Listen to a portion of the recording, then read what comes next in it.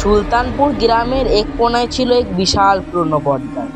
দিনের বেলা গাছটা শান্ত থাকলেও রাতের বেলা গ্রামের লোকজন কেউই ওইদিকে যেত না। সবাই বলতো ডালের সঙ্গে এক অদ্ভুত আত্মা ঝুলে থাকে। গ্রামের সাহসী যুবক রাশেদ এসব কথা বিশ্বাস করতো না।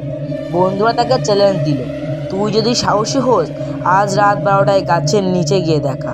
রাশেদ একটা টর্চ হাতে রওনা দিল। চারিদিক নিস্তব্ধ, শুধু ঝিঝি পোকার ডাক। বটগাছের কাছে পৌঁছাতে টর্চ নেভে গেল।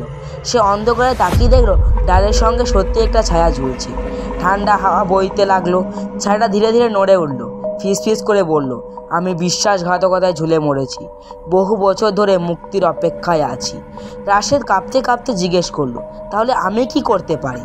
হঠাৎ চারপাশে কান্নার শব্দ ভেসে এলো, যেন শত শত মানুষ একসঙ্গে কাঁদছে। ছায়ায় চোখ লাল হয়ে উঠল আর সে গর্জে উঠল, আমার দুঃখ সবার কাছে গিয়ে বলো, নইলে তুমিও আমার মতো ঝুলে থাকবে।